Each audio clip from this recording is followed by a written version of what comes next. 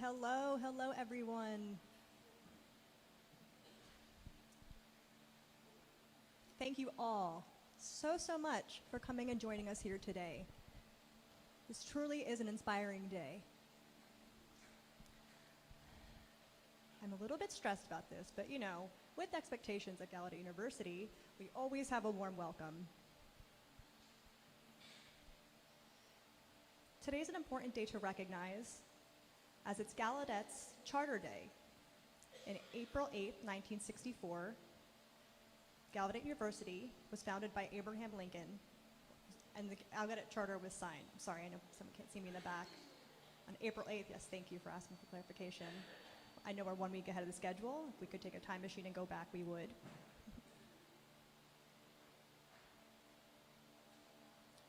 On April 8th, 1864, Abraham Lincoln signed the charter to recognize Gallaudet University as a place where deaf people can shine. And as we sit here, I hope that you all think and feel the sentiments of the history and what today carries.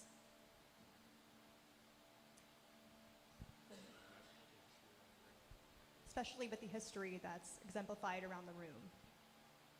And today, we're here to add 6 more recipients of Gallaudet University to recognize the past generations and future generations to come. Today we'll open with a few remarks from the Tujira Alara.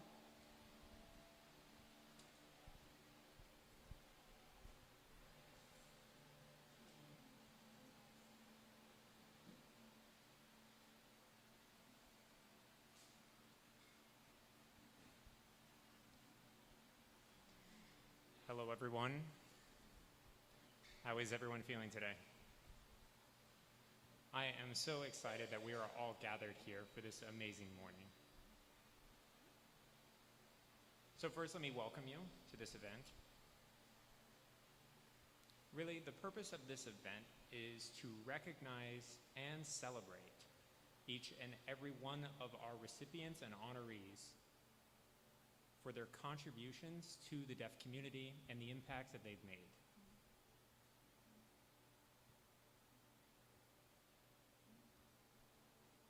Now, each of these honorees and recipients have their own stories.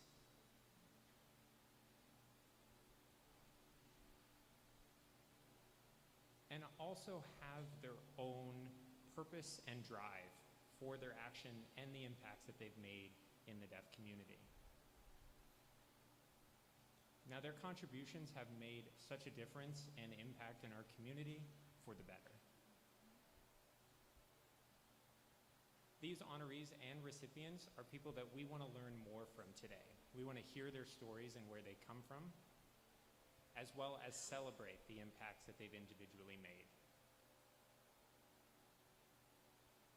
I would also like to ask our members today to take a moment and recognize this gathering here, as well as the CCC, which is our Clare Cultural Committee. Their tireless work to make this event possible is truly worth celebrating. So a big round of applause for our CCC.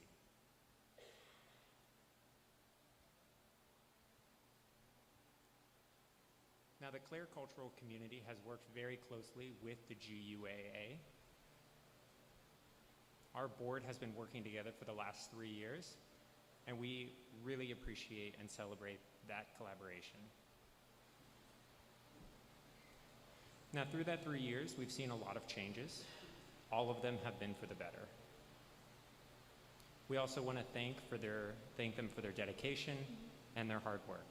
So thank you to the members of the Clare Cultural Committee.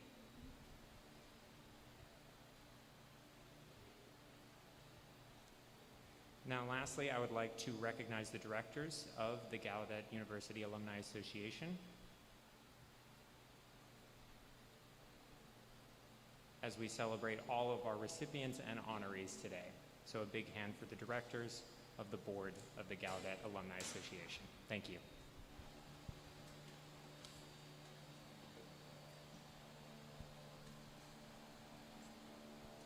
Thank you so much.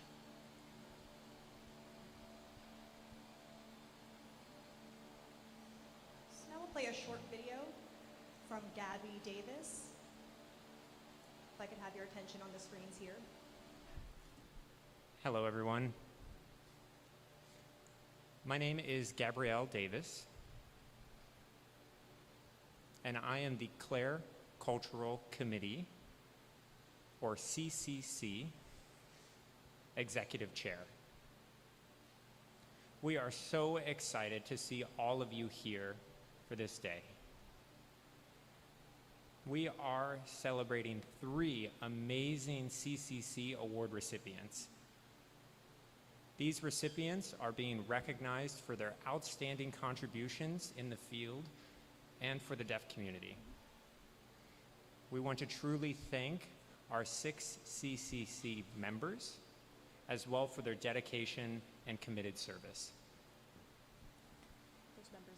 Those members are Marcia Zinsman, our secretary. We have Kitty Baldridge. We have Noah Beckman. We have Yvonne Catt. We have Tabitha Jaquez and Naisha Washington Shepherd.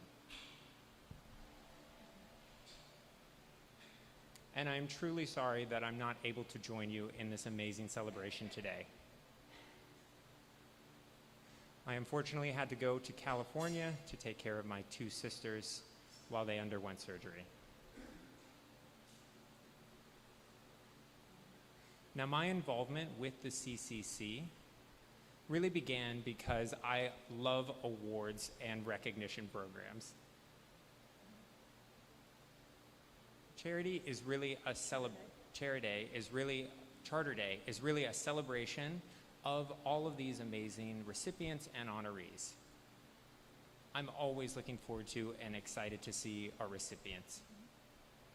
I would also like to take a moment and recognize our CCC members who have made one of the biggest accomplishments in the past decade. Their amazing experience, as well as their need for change. And these 3 members are... The changes are the committee, the award type, and the award criteria. This was one of the biggest changes that we've made in the last year, and I want to thank our honorary members for making these changes. We wanted to adapt to change, to align with today's culture, so we changed those names. We renamed the Lauren Clare Cultural Fund to the Clare Cultural Committee, which we've now abbreviated to CCC. We want to thank the Gallaudet University Alumni Association Board of Directors for their continuous support and work to transform from the Lauren Clare Cultural Fund to the Clare Cultural Committee. We also want to thank the Gallaudet University Alumni Relations Office. We want to thank them for their steadfast support in us. Last but not least, again, we want to congratulate all those award recipients, awardees for both the Clare Cultural Committee and Gallaudet University Alumni Association recipients. Thank you for your time and your attention and for joining us here today.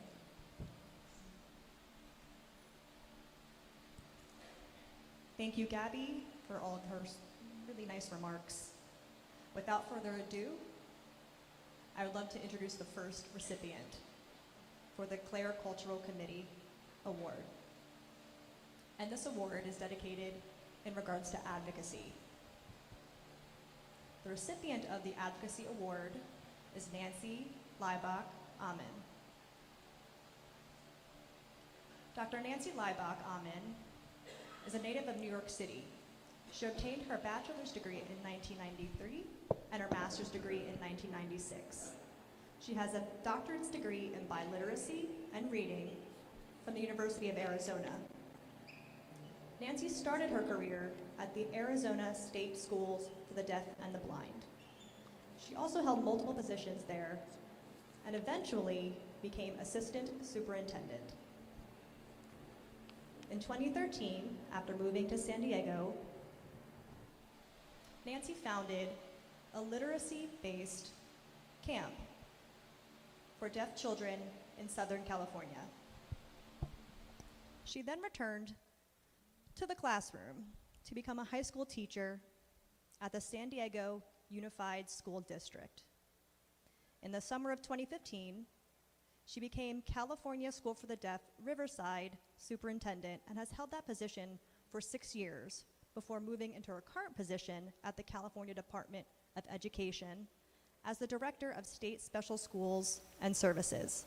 In her role, she oversees the California School for the Deaf in Fremont and Riverside and the California School for the Deaf Blind in Fremont, as well as 3 diagnostic centers in Fremont, Fresno, and Los Angeles. Without further ado,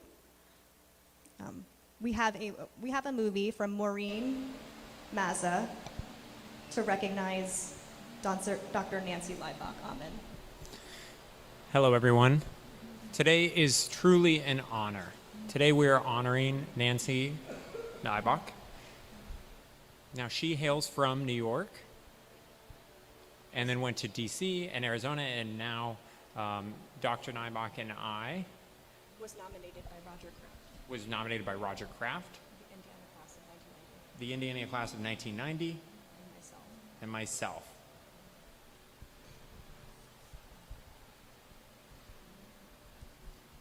Now, she is truly a deserving member and recipient of this award for advocacy.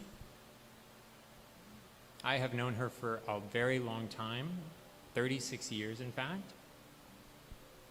We started first at the youth leadership camp, where I was a staff member and she was actually a camper in her second year. That was at the Arizona School for the Deaf and Blind, as well as we were co-teachers and administrators for a very long time and developed a very good friendship.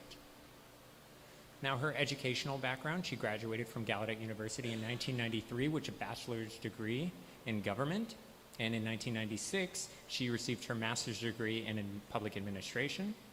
In 2005, she went on to receive a PhD from the University of Arizona, specializing in language and literacy culture, as well as her curriculum vitae is truly extensive.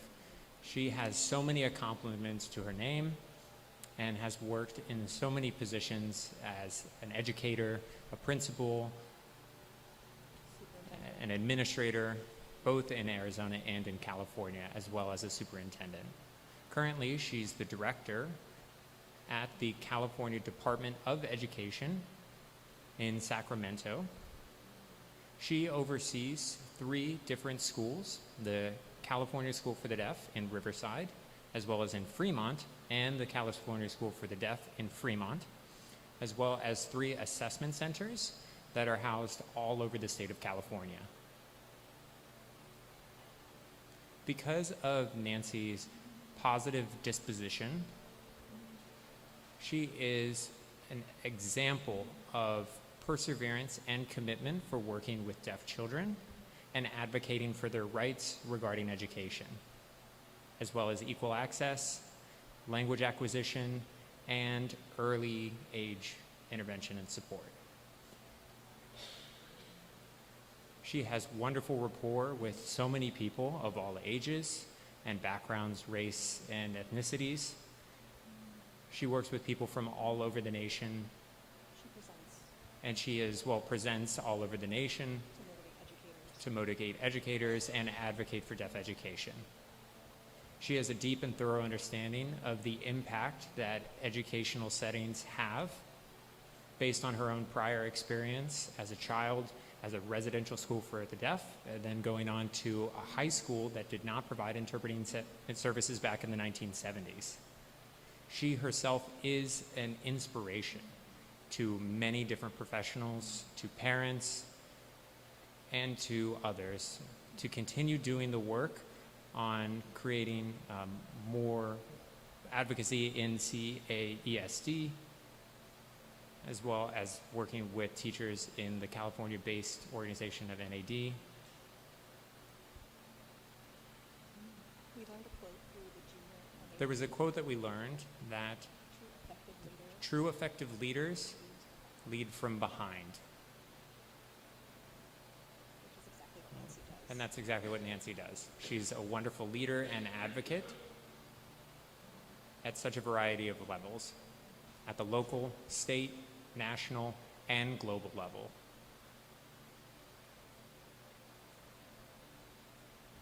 Now, Nancy has a quote that she would like to share for you. Everyone has a calling.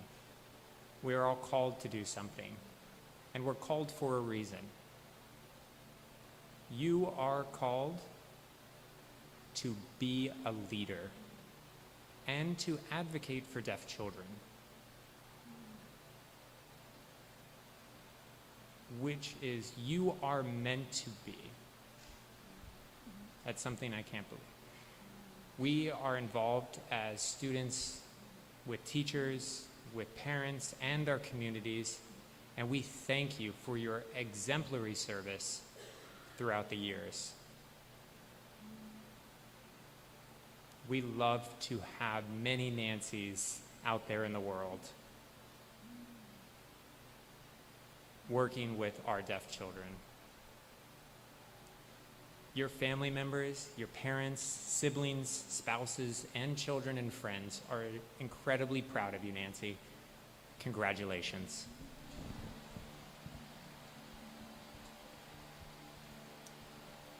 Now I would like to call Yvonne Catt to present the award.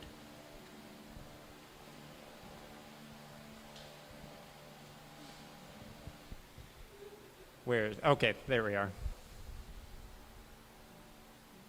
So on behalf of the Clare Cultural Committee, we are extremely proud to present the award for the 2023 Advocacy Award to Nancy Maibach Amen. Now, we saw from that video some amazing remarks about Nancy, and I completely echo all of those amazing and many more to share. We need many more Nancys all over the country. So Nancy, please join me on stage.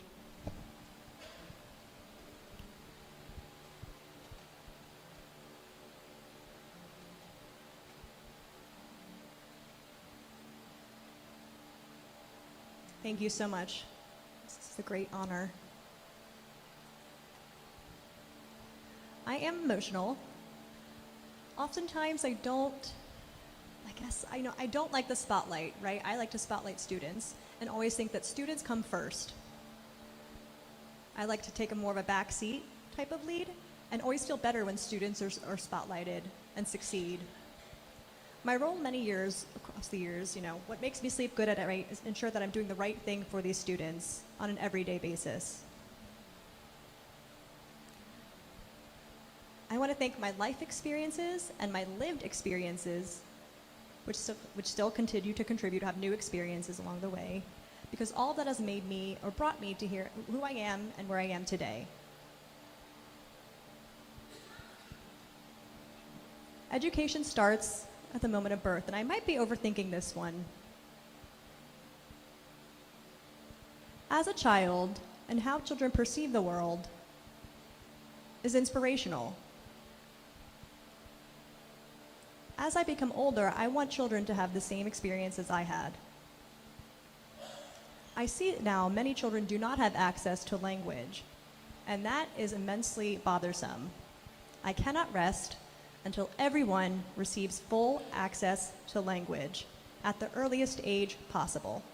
There could be many arguments out there, right? But that isn't the point. To determine which children get access, I think all children need access.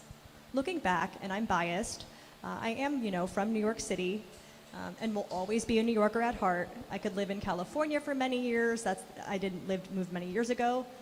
But in New York, I was exposed to a great deal of things.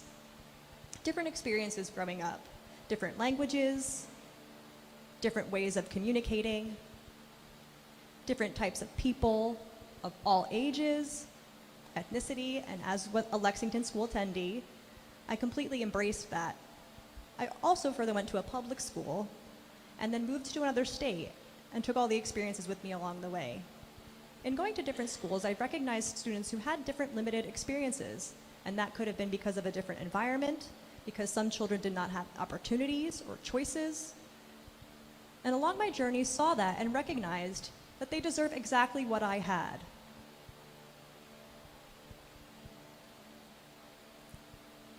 As you come to exist in the world, children should be given the red carpet, the opportunity to explore the world with passion.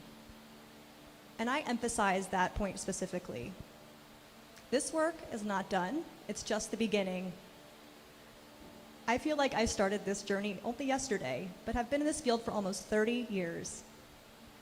It's gone by in a blink of an eye. Thank you to Gallaudet University and the Clare Cultural Committee for this honor and recognition of the work that I do. And I hope that it doesn't stop here. I hope others continue this type of work for future generations and our future deaf community. Again, thank you to my husband Alan. Alan has put up with my obsession with education. We have hobbies, right? When I'm often asked what my hobby is, I try to, take some time to think. But Alan knows that it's education. And that's all that I can think, eat, drink, and sleep is education, and that's it. Now I'm starting to realize, I'm becoming a dull, but no, that's not the case. Education and students, I enjoy that, and it's fun. So thank you, Alan, for being very supportive along my journey. My children know that I always prioritize students over anyone and anything else in this world. And I hope that you all forgive me for that, because they deserve nothing but the best. Thank you all again. Thank you to my family, my friends. Really appreciate this.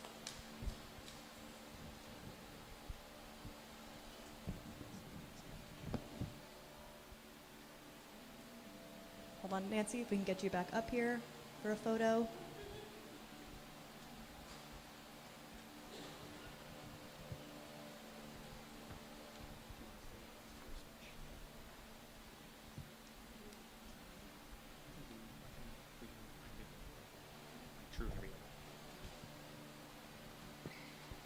Thank you so much, Nancy.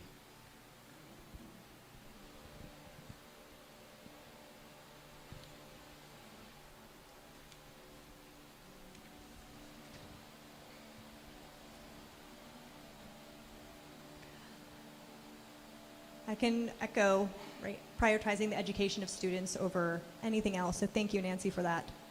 The next Clare Cultural Committee recipient for the Advocacy Award is Frida Morrison.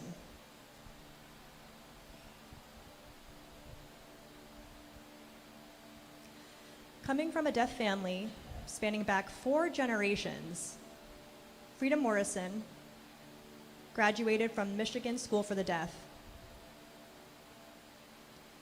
After graduation, she worked closely with deaf children, their families, and community in various roles, such as an ASL specialist, a mentor. She was a shaped reading project coordinator, and advocated in both public schools and at the Michigan School for the Deaf. As Frida witnessed the constant devastating impact of language deprivation of many deaf and hard of hearing children, that only fueled her passion, dedication, and wisdom towards language equality and acquisition, as well as self-advocacy. She has served as a spokesperson and advocate of Lead K in Michigan, a representative and a member of the Michigan Deaf Association at the National Association for the Deaf, as a president and officer of both Michigan School for the Deaf Alumni Association and Historical Society of Michigan Superintendent House, and member of both American and Michigan Society for Deaf Children. She was also appointed by the Governor of Michigan as a member of the Advisory Council on Deaf and Hard of Hearing. For the past 8 years, and after previous rejections by both opponents in and out of the legislative level, Frida Morrison has tirelessly pushed and persevered for the passing of House Bill 5777, which is the Language Equality and Acquisition for Deaf Children Kindergarten Ready Act, Lead K, in the state of Michigan, which was signed into law last December 2022. We will now show a brief video from Natalie Gruppito.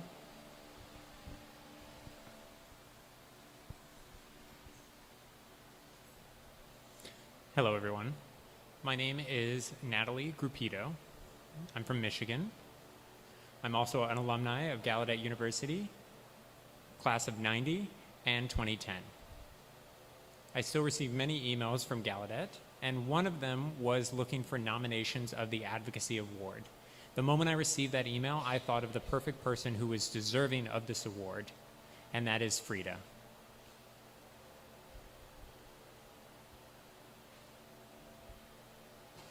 Hi, Frida.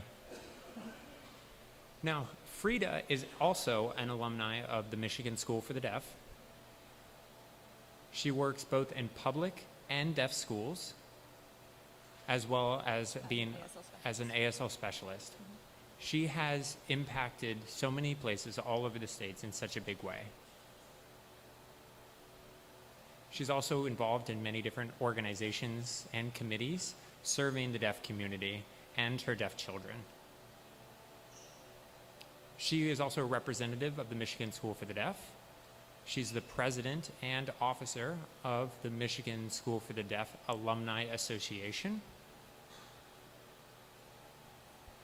I know that MSD also has the superintendent house that was built by our students. The deaf students built a beautiful house shown here.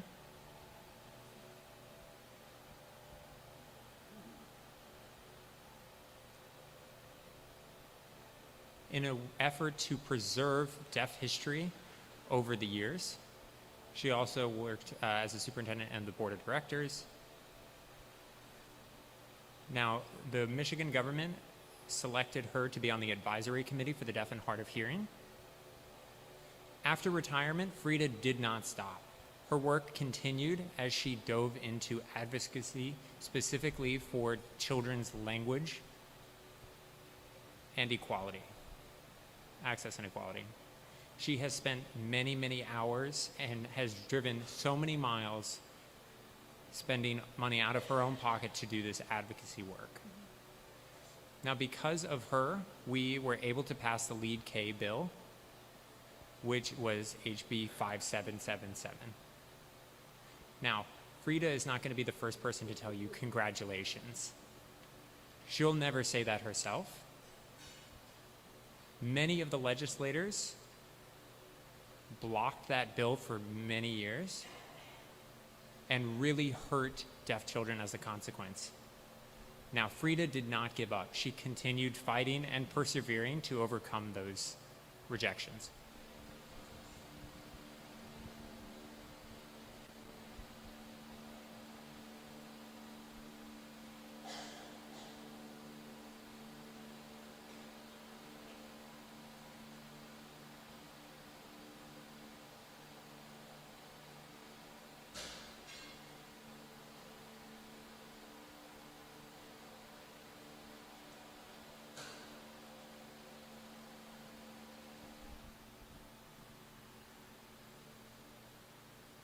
So, although we are celebrating Frida, in her words, we are not done yet. There is so much more work to do. Frida is also a parent of one deaf child, and she has become this. She gave a second nomination with no reservations. I've known Frida for 30 years. She's an amazing leader, role model, and friend. She's truly an inspiration for many parents and families of deaf children, including her own.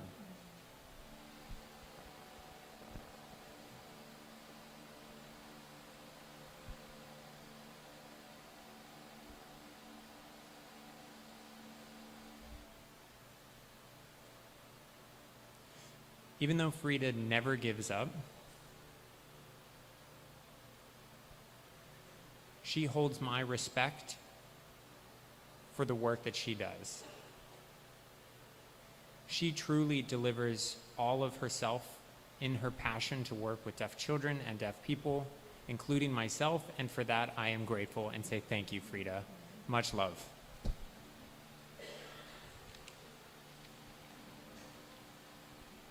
It's truly an inspiration. I would like to call Maria Zisman to the stage to present this award to Frida.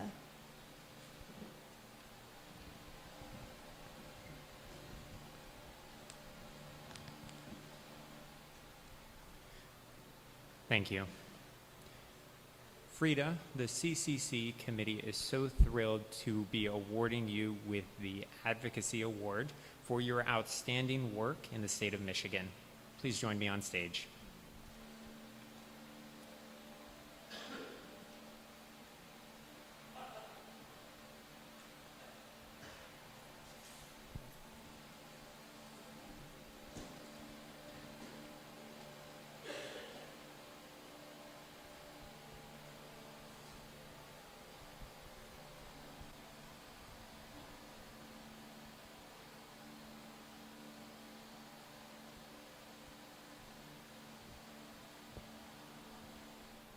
I'll let you hold this. It's not my award, Frida. Sure, we were taking a picture.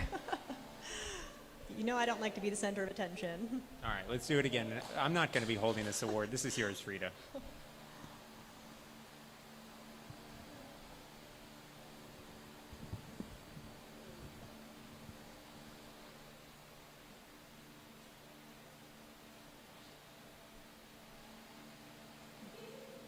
I'll hold this for you. Thank you.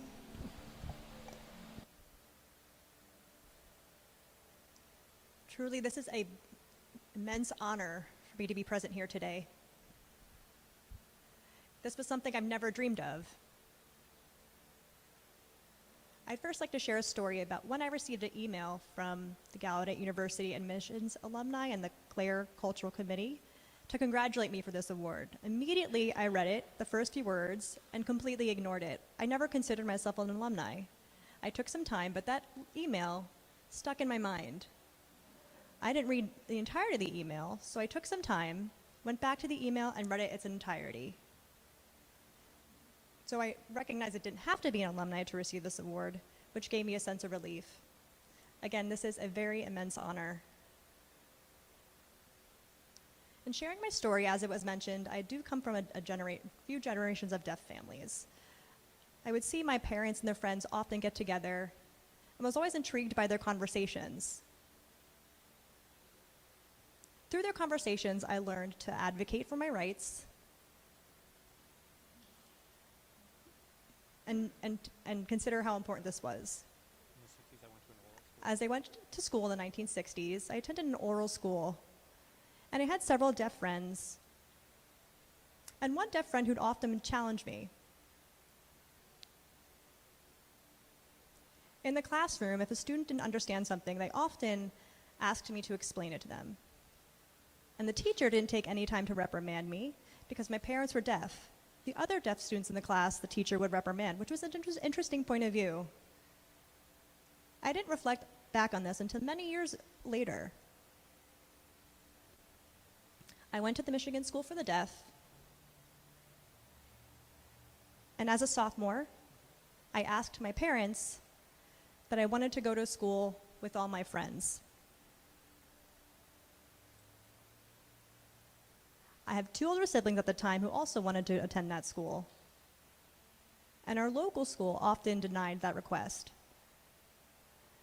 At the time, I went to one teacher, Mr. Martin Balski, and this was during the summertime. I asked how I could go ahead and attend the deaf school. This teacher encouraged that I would go to summer school even though I was supposed to enroll in the fall. I was not happy about summer school and did not think that that was something that I needed. The teacher emphasized that this was the only way possible. I went back to my parents and expressed a desire to go to summer school. After a few weeks, my parents checked in, and then I confirmed that I wanted to stay at the deaf school.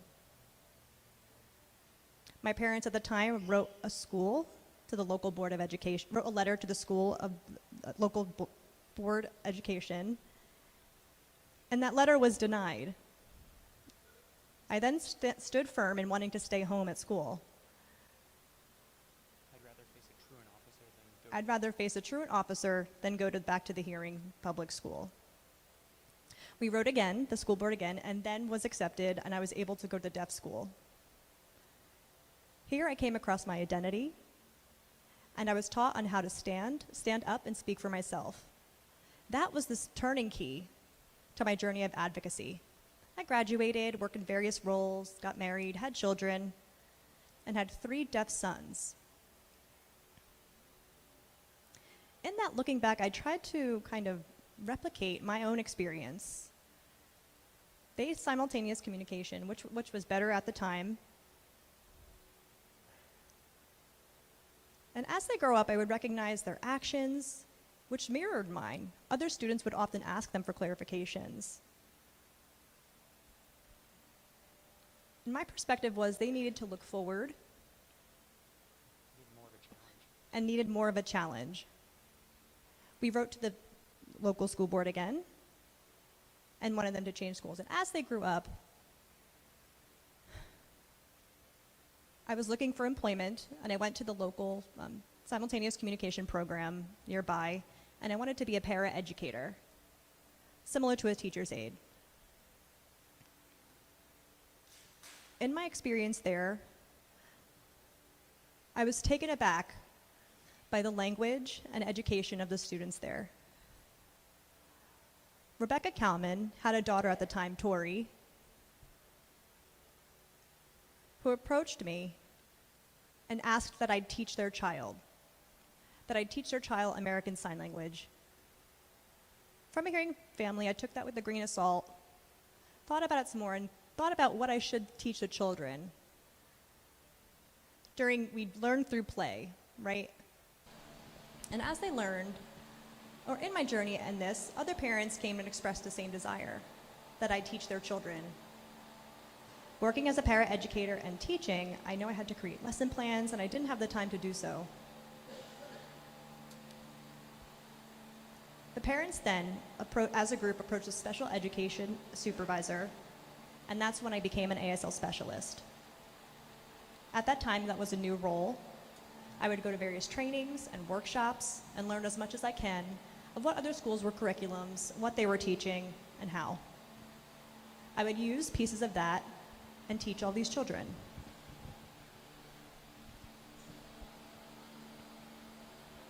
I've always felt challenged and conflicted within the deaf community. There's often a lot of pessimism that we addressed.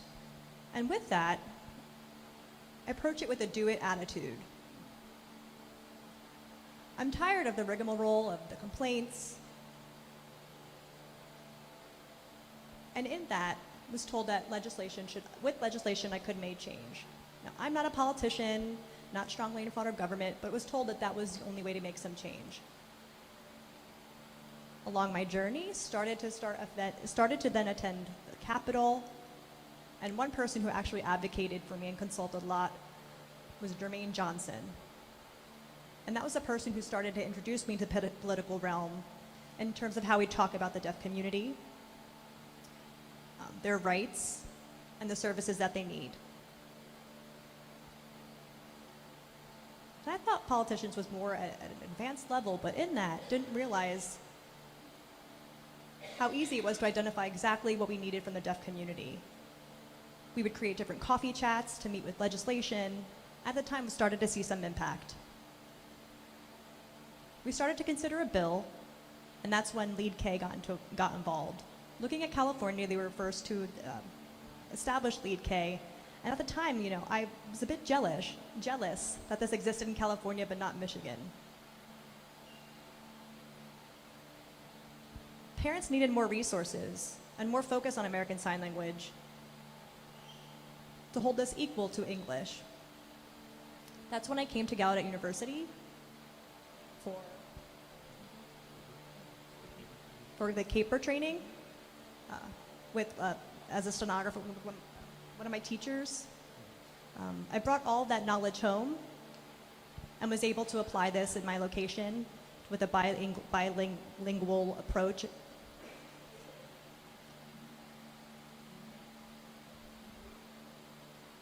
We started with 6 members when we started to consider Lead K, We had deaf members, we had parents of a deaf child, we had a former special education director, a retired teacher, and a young children teacher who parents really loved.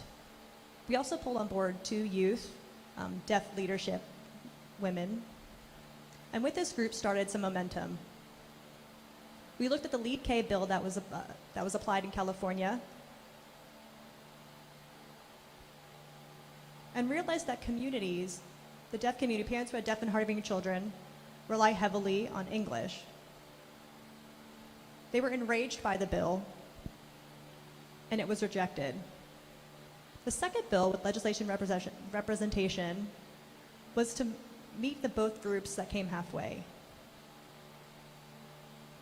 And again, that bill failed as well. Our third attempt that came to the last session was then closed, and we needed a new session to create a new bill. And one day before it was due, it failed. It required more lobbyists to go to Senate. And one of the Senate members was a retired doctor and didn't want to have anything to do with that bill. So at the last minute, this bill failed again. We were devastated at the time. It took 6 years of work and fighting. But the committee and I prioritized the children's needs first. Again, we rolled up our sleeves and went to work. A legislation officer that was retired was on board, and I asked this person to be our liaison between the committee and the legislation. And that's because this retired person still had working relationships with people in this group. So we worked tirelessly.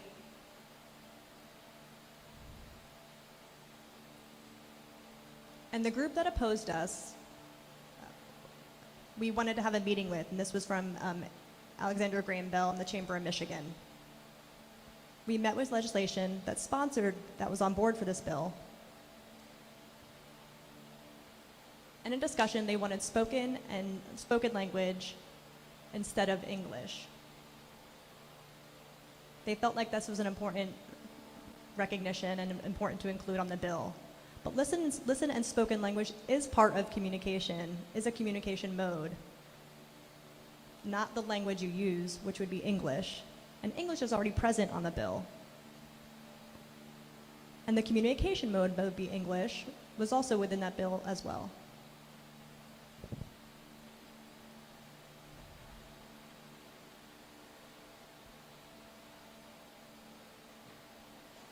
So with my stubbornness, we decided to let them choose one, and they had a hearing advisor on the committee.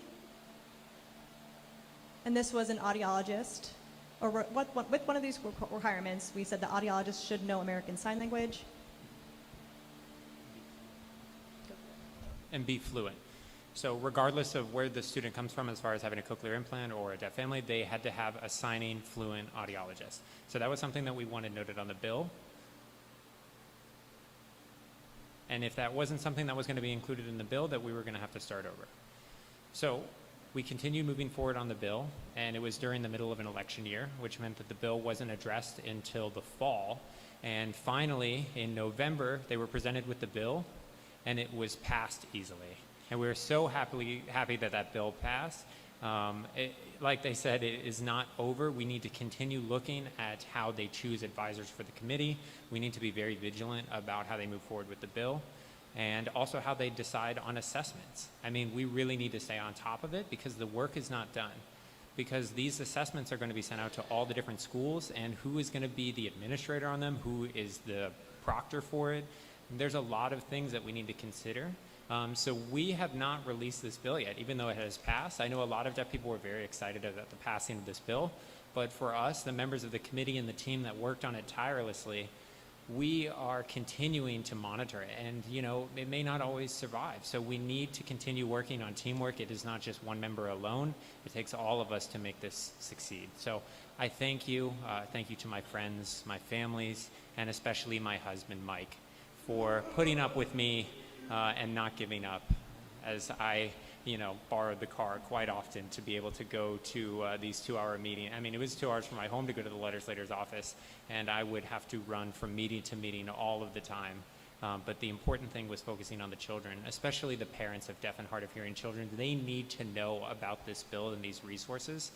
And so now we'll keep an eye on the bill and see where it goes. And we're now looking on to the superintendent's house.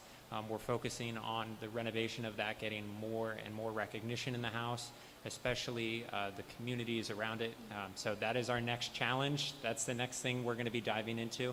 I don't know how to stop, to be honest. So thank you all. Thank you very much, Gallaudet and the Clare Cultural Committee for this award. So much love to everyone. Thank you very much.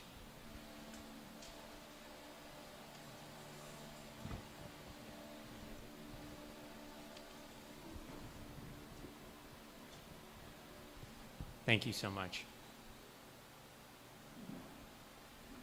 She is a shining example about how passion and our callings can align. I hope in future maybe Gallaudet will be able to offer specific courses on her as a case study. I know that our deaf children have amazing literacy and ASL access, but now with the legislation that you talked about, being able to kind of do that work through that, it's truly inspiring. So I thank you for everything you shared and all of your hard work. We're going to move on to the next recipient. This is for our CCC Award in Art, and the recipient is Christine Sun Kim, or CK. We have a few remarks to share about CK before we present this award. She was born and raised in Southern California. She graduated from the Rochester Institute of Technology with a degree in interdisciplinary studies. She then went on to New York to receive to the School of Visual Arts to receive her MFA, and then received a second MFA in Sound and Music from Bard College. She is also internationally known as a sound artist who uses drawing, performance, and video to explain how the art of sound operates in deaf culture. She also is a musical notation, ASL, written language, and use of body are all recurring elements in her work. Christine's work has been shown in major art museums in New York City and in various galleries and exhibits, such as in North America, South America, Asia, Australia, and so forth. She has mounted several exhibits with her husband, Thomas Mader. She also has worked at the Massachusetts Institute of Technology and Media.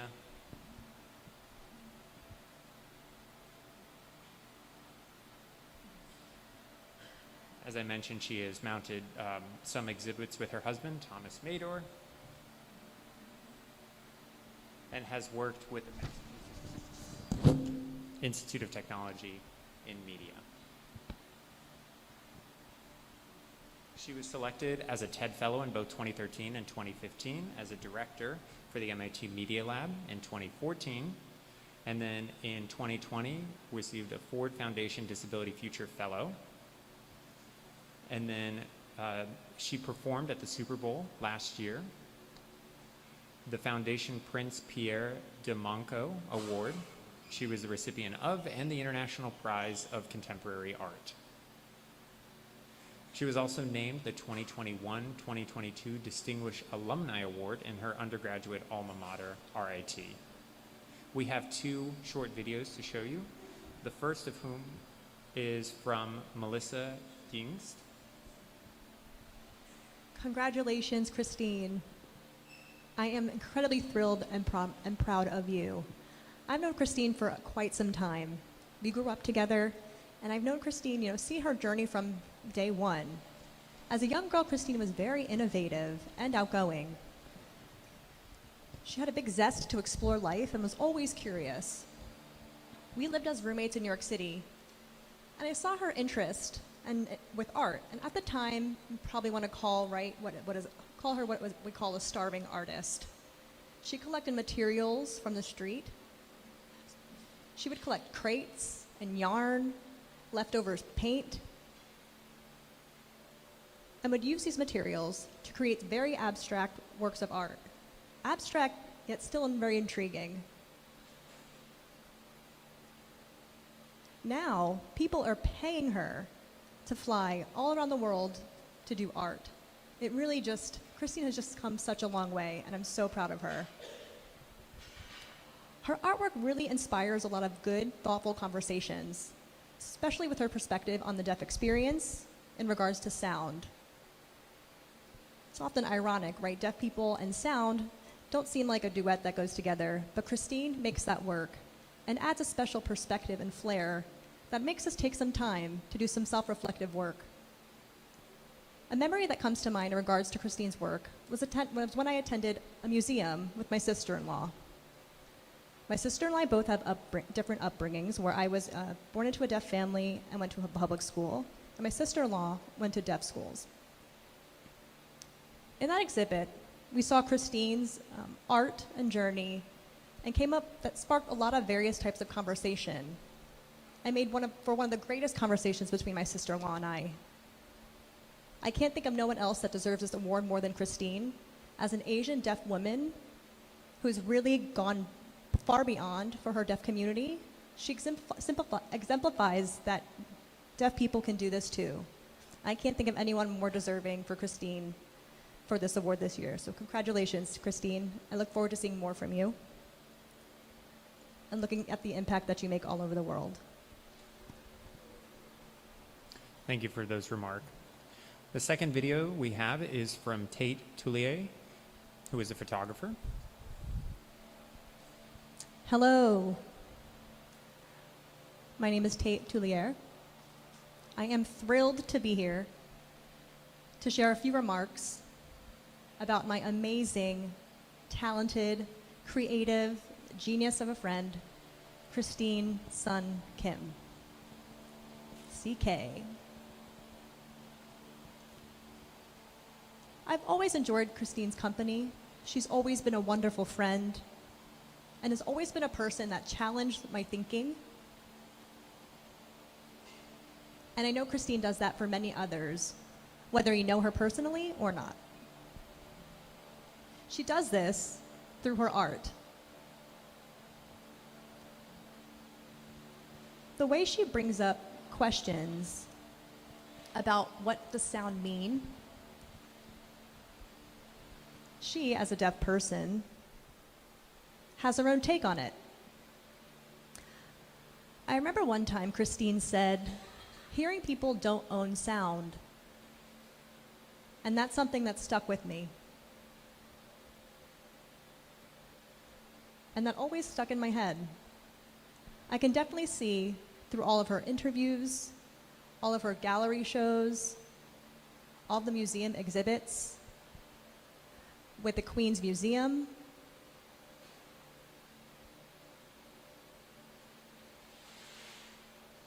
and the Tate in London, and several other small galleries that represent her. She just has so much to say through her work. And as a person, as an Asian female mother that has a partner in her life, there are a lot of characteristics about Christine that she expresses as a person/artist. The world benefits from that, I think, in many ways. When I sent in the nomination for Christine for this award, I knew it was just another proof, another way to validate her brilliance and how she really elevates the deaf community. Because in our community,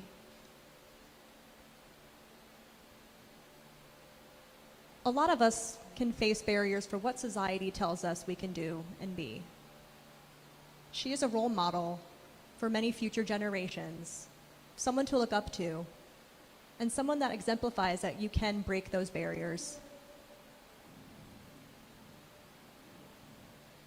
And I always respect individuals in those world that accepts it is as it is, but with Christine, you don't have to. You don't have to accept what is, and I couldn't applaud Christine more. I'm thrilled that this award goes to her, and really can't wait to see what she does next.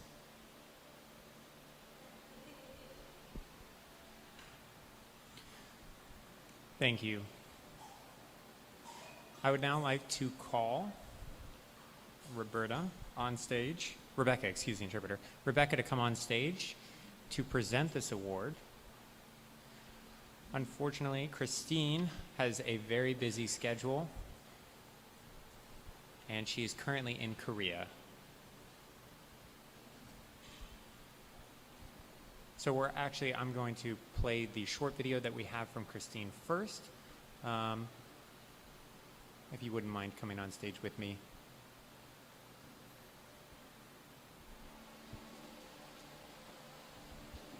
On behalf of the Clare Cultural Committee, we are very proud to present the 2023 Award in Art to Christine Sun Kim. Unfortunately, Christine couldn't be with us today because she's in Korea. Regardless, she still has a message, a short video that she'd like to share. Congratulations, Christine.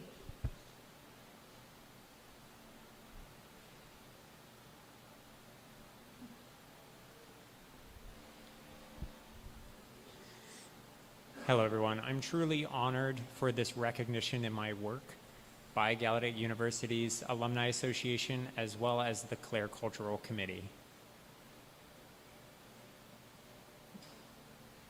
Everyone in my life, from my sister to my best friend and all of my community, is attending Gallaudet. Even though I'm not there myself, it's really nice to be the recipient of this recognition from the community. I'd like to say thank you for whoever nominated me for this award. I really appreciate everyone's support and recognition. I hope there are more deaf artists to come as they continue along their journey all over the world. And again, thank you.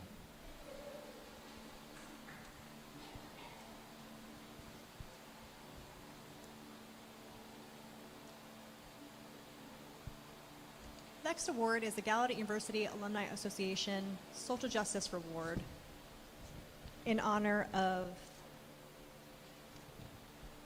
Gertrude Scott Galloway. The recipient of this award is Dr. Carolyn McCaskill.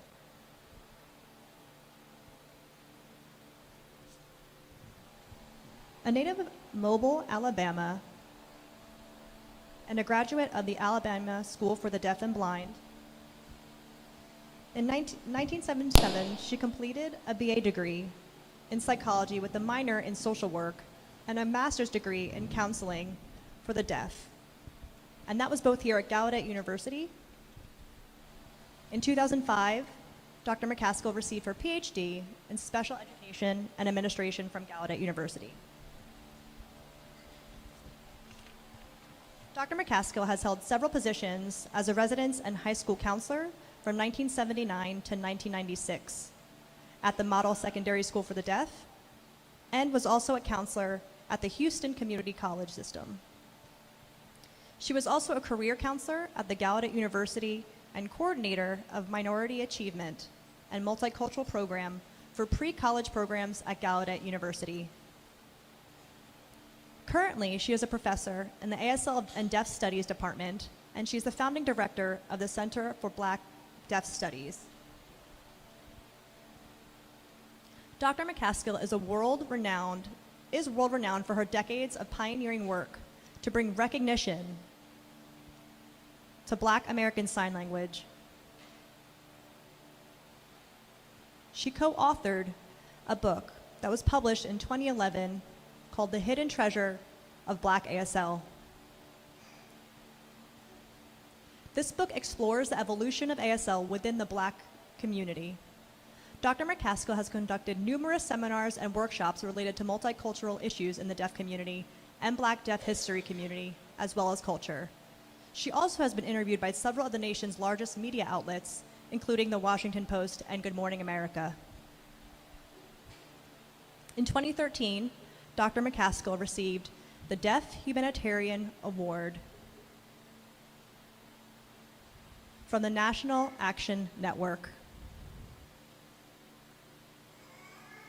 The National Action Network is one of the nation's leading civil rights organizations and was founded by civil rights leader Reverend Al Sharpton. In 2020, Dr. McCaskill was named Gallaudet's Distinguished Faculty Member of the Year. We would like to call Ushalera DeBerry to share some remarks about Dr. McCaskill. Hi. Good afternoon, everyone. I am thrilled to be here. I want to tell you a little bit about Dr. McCaskill.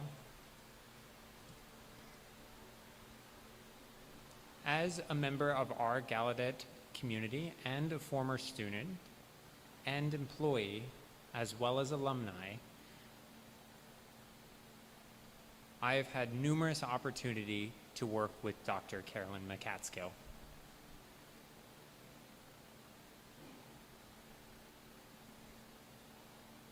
Many people have been inspired by her perseverance and her work within the community, specifically the Black deaf community,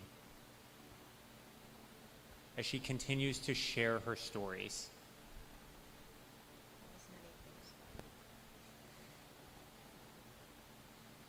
Her experience is a lot focused on culture and history. She has contributed greatly to the field of research and discovered many things that many of us may not have even realized or known without her work. Her focus has been on Black ASL and founding the Black Deaf Studies Center at Gallaudet University. And we can really thank her for the establishment of that. And she is an incredibly humble person. She has encouraged many people, along with me, to continue persevering in our own work. She constantly is willing to give advice and mentorship to whoever looks to her. And in my eyes, she is a queen. She is a Black queen because she is a shining example of victory.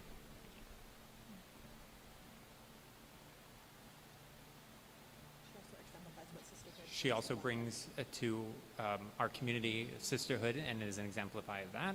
She is an alumni, and on behalf of the Alumni Association, the GUAA, I'm happy to present this award in advocacy and social justice in honor of Gertrude Scott Galloway to Dr. Carolyn McCaskill.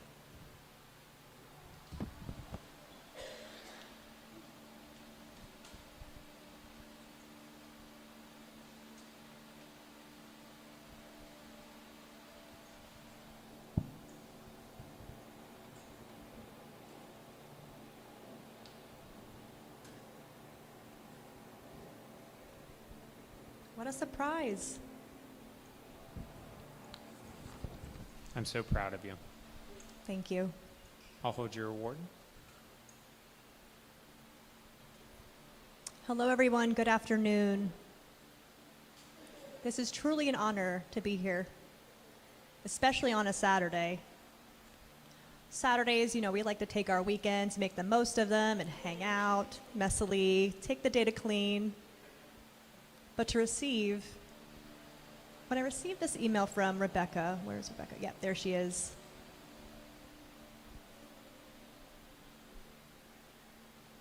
I contacted her to ensure that was it actually me that I received this award, and she confirmed this and said, yes, I did. And it's truly an honor, and I want to thank everyone here today.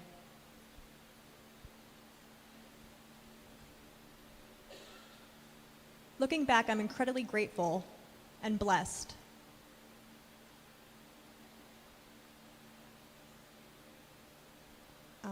The deafness as part of my identity is actually a blessing for me. I'm not sure if I would have achieved as much as I have as a hearing individual. As a black deaf woman growing up in Alabama and not knowing much about the deaf world until I met another deaf individual is where I came across a lot of my inspiration. I had wonderful white deaf teachers in my life and friends who took the time to bring Gallaudet to my attention. The Black Deaf School didn't talk about Gallaudet University. And at the time, schools were segregated. And then after segregation, desegregated, I learned a great deal. I was strongly encouraged to attend Gallaudet University, and it was one of the best decisions I've made in my life. Other than having my kids, of course. I have 2 sons that are here with me today. And I'm also a grandmother to a granddaughter who's here as well. I graduated from Gallaudet University, worked in several positions, and in 2020, told myself it was time to retire.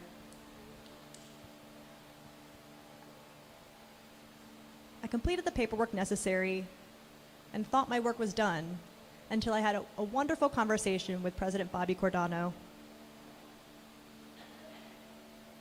With that conversation, I have to acknowledge Bobby Cordano because not many presidents take the time to have personal conversations with faculty. And President Cordano was one of these people to take that time. In our conversation, President Cordano applauded and recognized all of my work within research and within Black ASL. And in that conversation, said that that all could become a center, become something so much more. And I was in support. I was ready. We set up this center and took us 3 years, and we feel truly blessed to have a Center for Black Deaf Studies. This really gives us an opportunity to spotlight the rich experiences and culture and language that the community of Black deaf people contribute and create. We play a significant role here at Gallaudet University. We exemplify the diverse community here at Gallaudet University, and I want to spotlight the experiences of Black deaf people. Many of you here have attended deaf schools and have experienced seeing Black ASL in real time, but probably didn't know that's what it was at the time. Maybe you considered it's just the Black people way of signing. But with recognition and my research with the Black ASL team, I had the evidence to prove it. That this was a real thing, a real language called Black ASL. Stokey at the time called it American Sign Language, ASL. So we decided to take that and then call it Black ASL. Throughout a lot of presentations and publications, all this research came to light. I must say, without the community support, I couldn't have done any of that work. So I'm truly grateful for the community and for all of your support. The community saw a need and was on board, and I truly appreciate that. The Center of Black Deaf Studies has made a lot of progress. 2 weeks ago, we hosted the first ever symposium for Black deaf people. And we called it the perfect moment. And there were over 300 people in attendance. That's incredible. At this symposium, we were able to address education from a global perspective, discuss language and history. It was just astonishing. Many people felt that the symposium was long overdue, and I echoed those sentiments. We plan to host a summit in various locations, and maybe 2 years down the road, we may plan to host another symposium. But as I said, I am announcing my retirement, so we'll be retiring this fall. And that was a hard decision to make. Like you all other recipients have said, there is a lot of work left to do for our Black deaf children and for our community. There's a lot of more work that we need to do, and I know my time is not finished here. I may be retired from teaching classes and grading papers,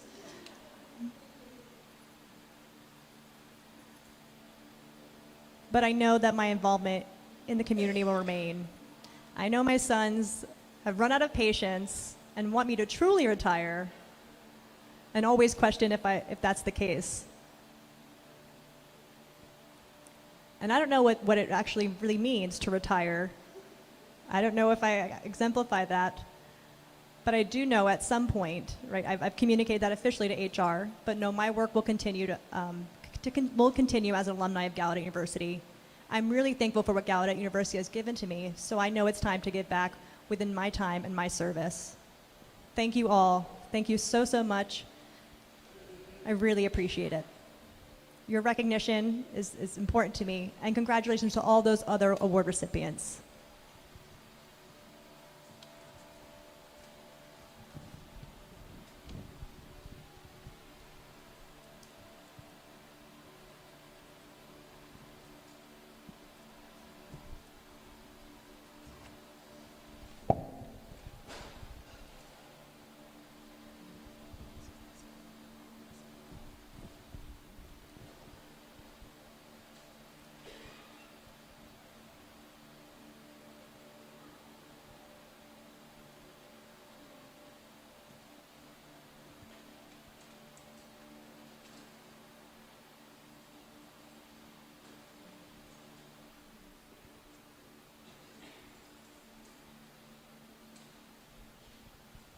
Thank you.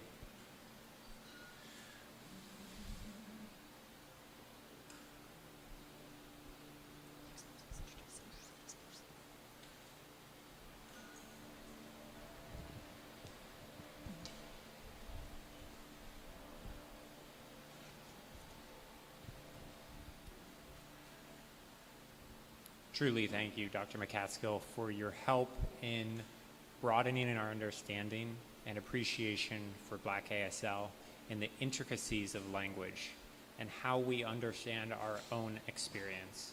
So thank you sincerely, Dr. McCaskill. Moving on in our program, the next recipient of our award, this is the GUAA Award for Young Alumni. This recipient is going to be Jacob Leffler. He was originally from Buffalo, New York, and graduated from St. Mary's School for the Deaf. He graduated from Gallaudet with a bachelor's degree in government in 2010 and an MPA in 2015.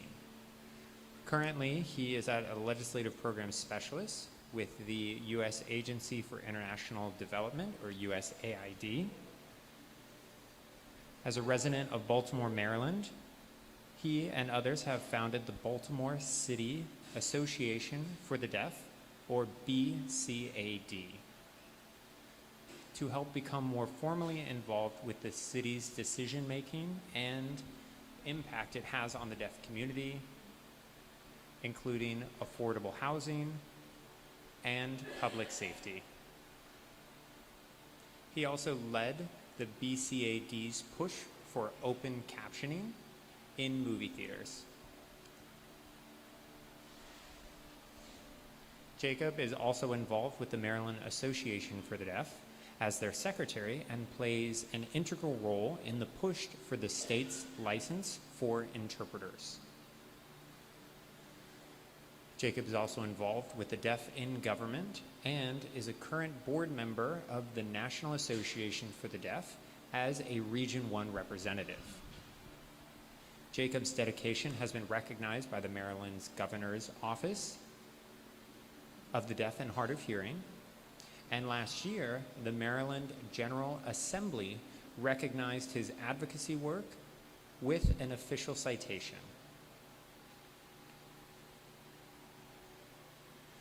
I would now like to call to present this award Thun Win Lackery to share some remarks. Hello, everyone. Hello, good afternoon. Yes, this is my name sign, and this is my name sign because I went to Vietnam and used the letter shape of a T, but then in Vietnam was given this new name shape and this new name sign. Congratulations to Jacob, wow, for this recognition and well-deserved honor.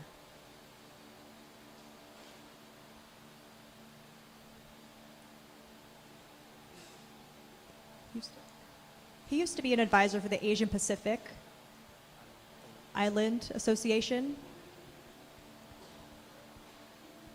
And Jacob has been a member of that and steadfastly involved for quite some time. It was one of his prides.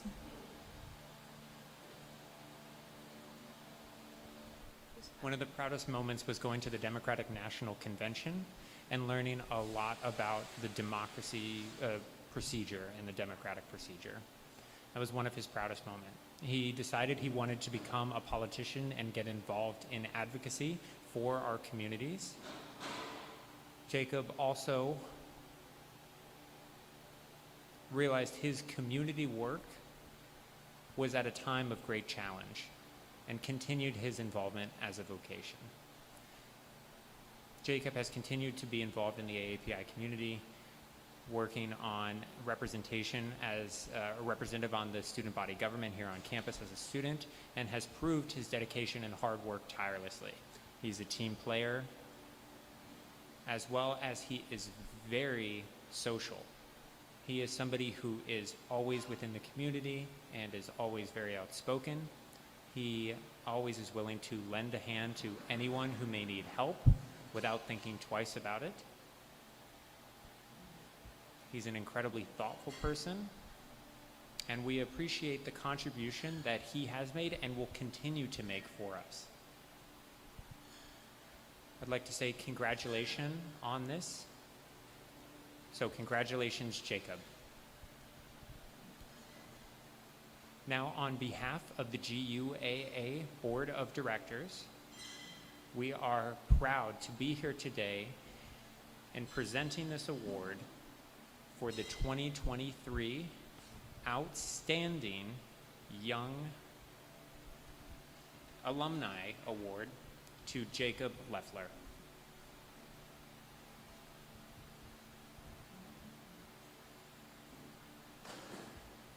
Jacob will share his remarks from video on the screen.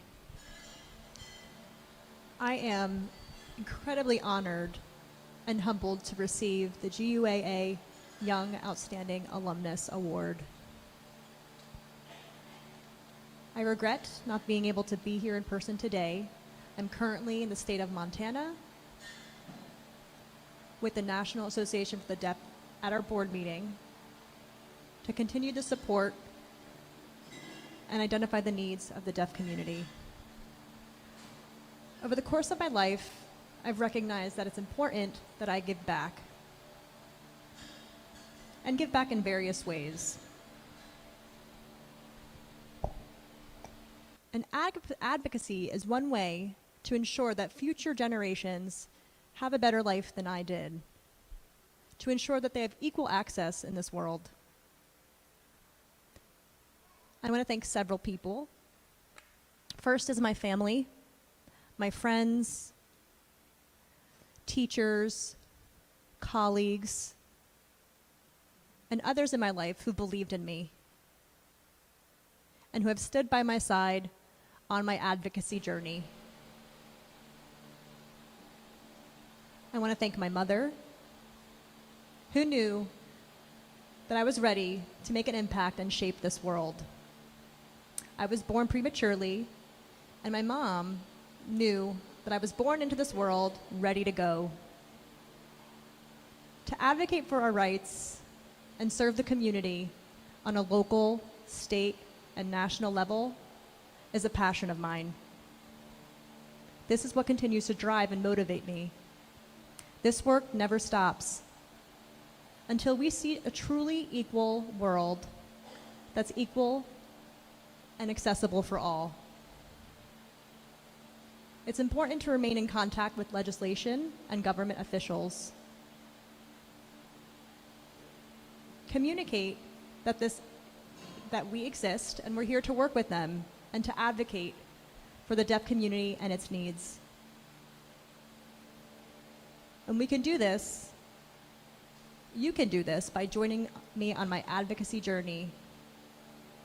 We have a long way to go. Advocacy is incredibly important in life, and this work will continue forever. Thank you again for this award.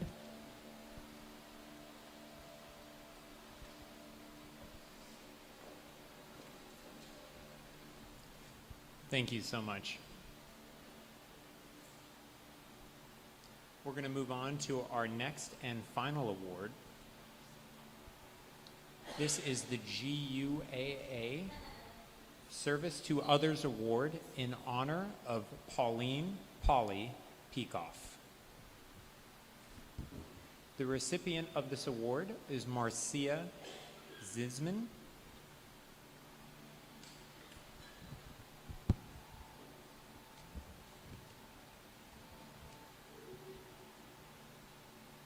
Marcia is a native Washingtonian who has spent most of her life in the DC metro area.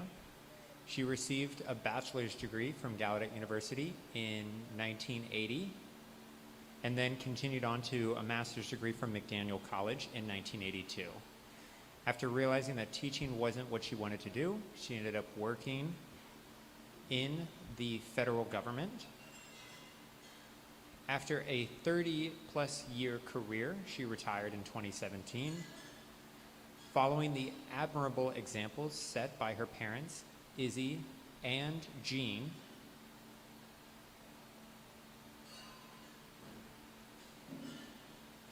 Marcia was very active in student organizations while at Gallaudet and has remained very involved with the community organizations over the years.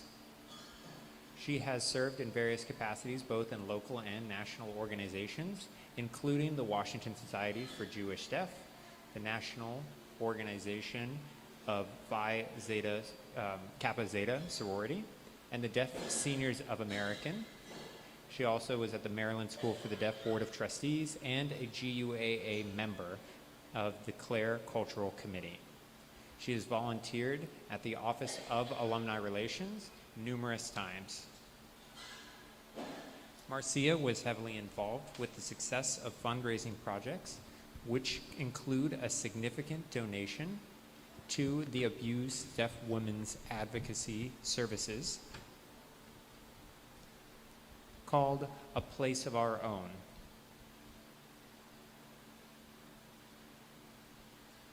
Which was part of the sorority under NPKZ.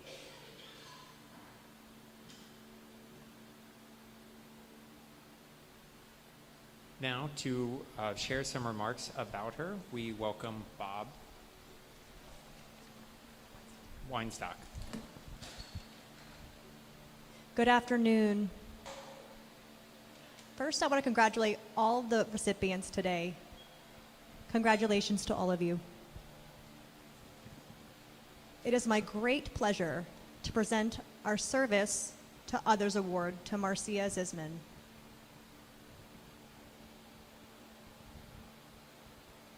In honor of Polly Peikoff.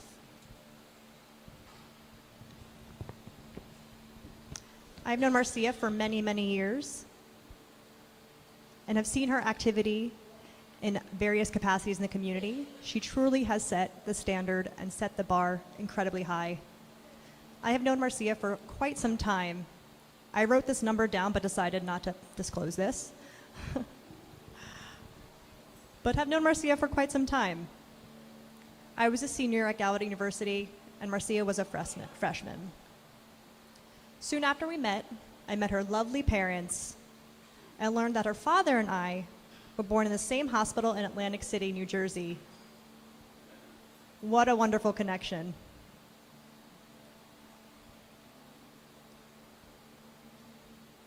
Marcia was incredibly loyal to various sports teams within baseball and football. Incredibly loyal fan.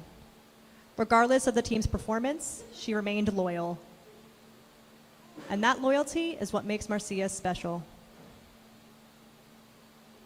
She's loyal to her friends, loyal to organizations, and most of all, loyal to Gallaudet University.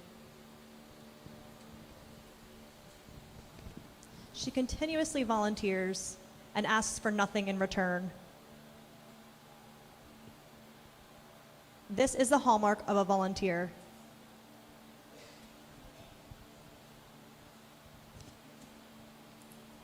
This is what makes her so much like Polly Peikoff.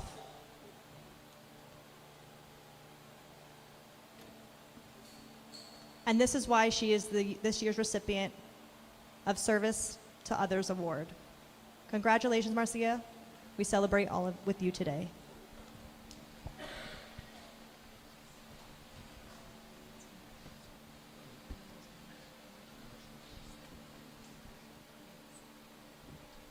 Interpreter correction, Marcia.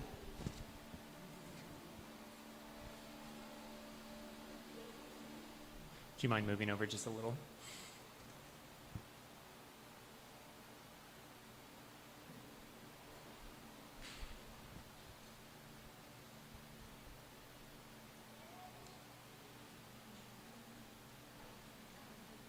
Please give it back. Well, first, thank you, Bob, for those wonderful words. I'm sure you're very relieved to have that over. Now, I do have to mention, he was talking about football, and I'm not sure if you all know, my team is actually was sold to another owner. So, very relieved about that. But this award is very special. It's a unique honor for me. As Dr. McCatskill mentioned, receiving the email from Rebecca, initially I thought, no way that this was real, that I was the recipient of this award. It couldn't have been me.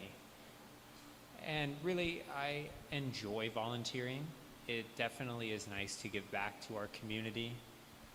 And right, as Bob mentioned, I do not ever expect anything in return for that work. When I do get some type of reward, it comes from inside, and I feel gratitude when I see the results of my work. That's really what makes it special, especially when I work as a team with others. It's nice to see our team making a difference. This is definitely a special award, specifically because it comes from Polly. It's named of Polly, and she's a good friend of my parents. And so as I grew up to be an adult, it's nice to learn more about her and to be the recipient of this award. Now, Polly Peikoff was the type to love everyone. She was truly one of a kind at Gallaudet. She loved the deaf community, she loved giving back, and was constantly being of service. To be included with her, as well as the other former recipients of this award, I'm not sure how many former recipients have been, but I think it's a truly humbling experience for me. In my religion of Judaism, there are specific virtues. One of them is called Tikkun Uman, and what that means is that we repair the world, and we leave the world in better shape than it was when we arrived. To receive this award is truly an honor, and I hope it gives me some brownie points with God whenever it is my time to retire formally. So I want to thank you, Bob. I also want to thank the GUAA for this recognition of my work. So thank you. Thank you, everyone. Oh, and I also want to thank the other recipients and the other people celebrating here today. It's truly remarkable to be a part of this day. So thank you.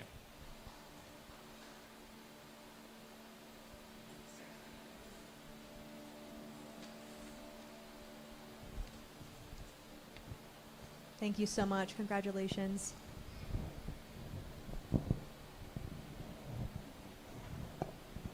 It truly is wonderful to see all the various recipients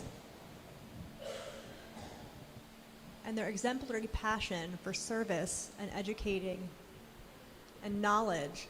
And to see that witnessed here today is just an inspiration, and I hope inspires future generations. Thank you all so much. Now I'd like to call President Cordano to share a few words as we close today's program.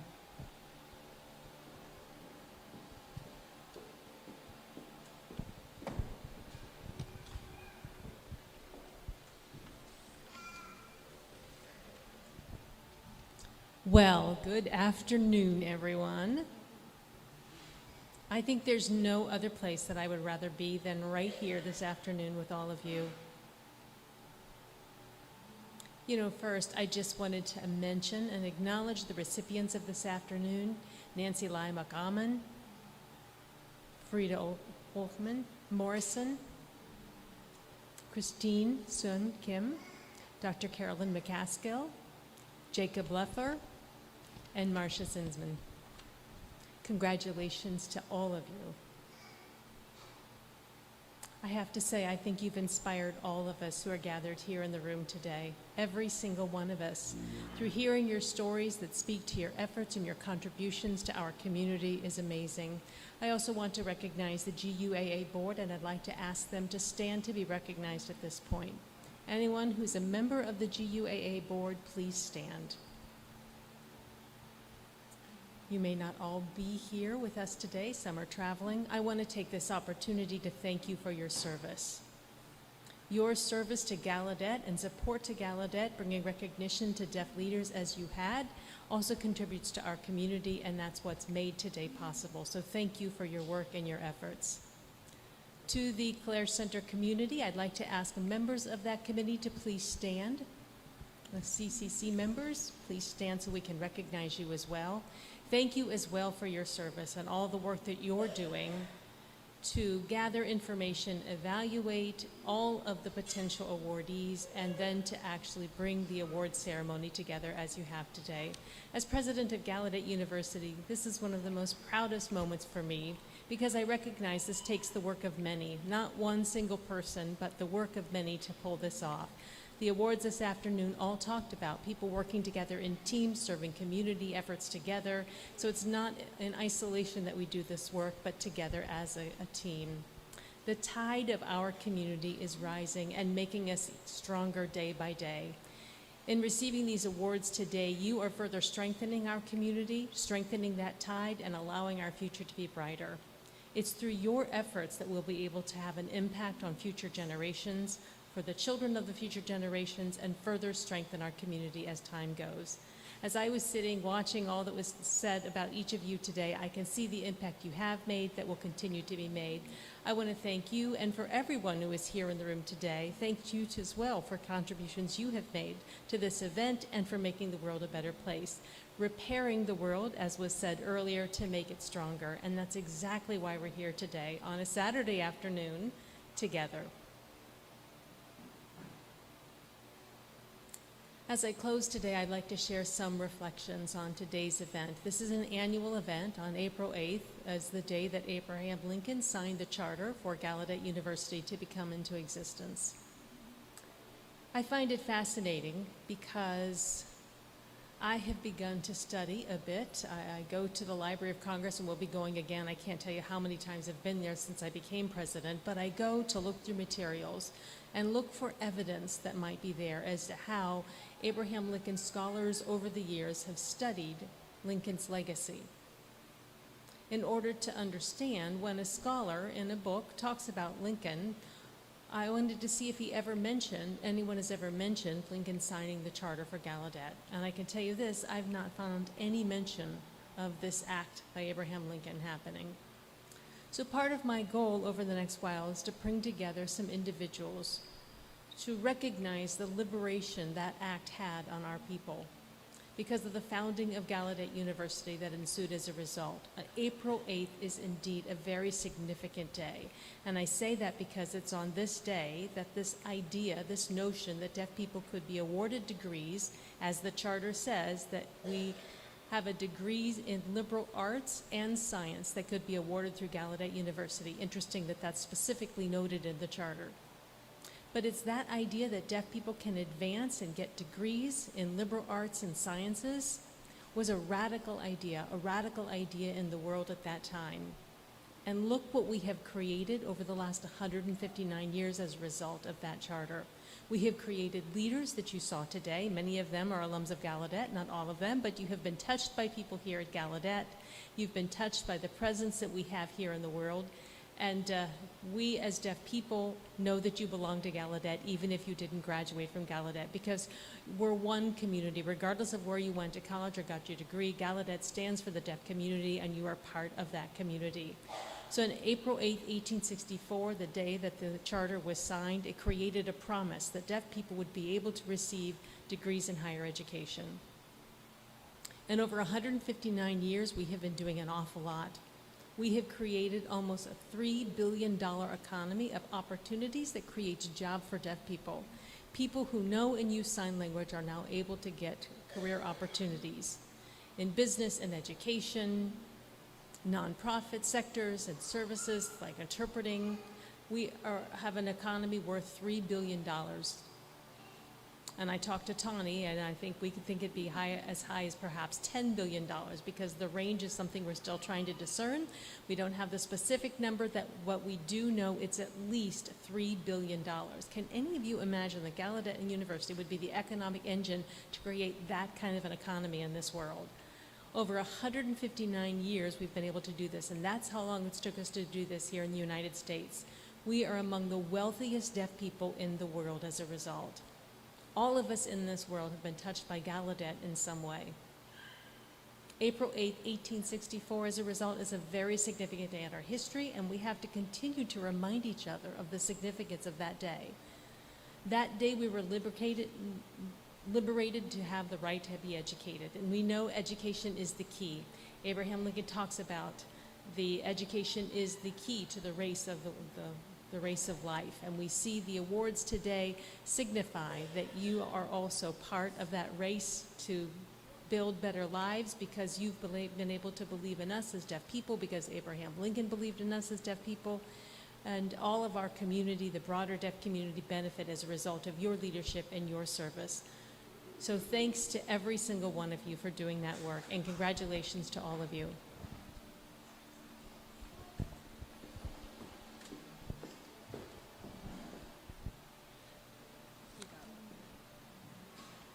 So this concludes our program for this afternoon. At this time, I would like to call all the recipients of the awards today to come on stage for one group photo. So if you are the recipient of an award, please join me on stage.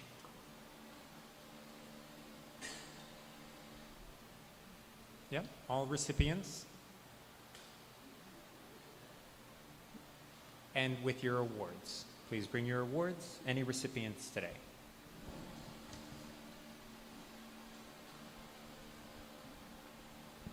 Yeah, on stage, please.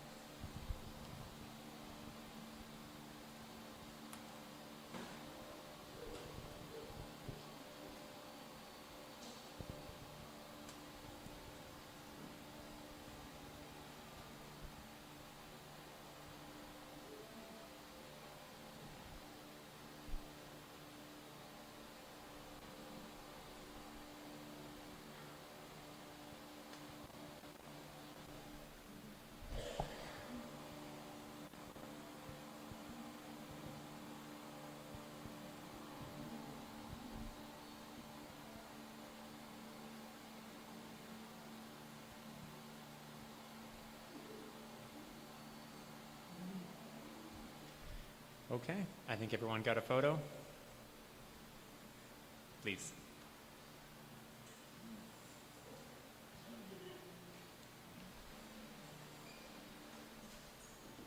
Thank you so much to all of our recipients. And what time is it?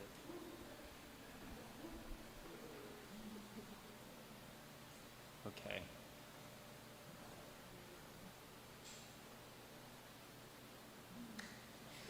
Okay. Thank you all so much. I think I accidentally broke the rules for the start of the presentation. I actually did not introduce myself.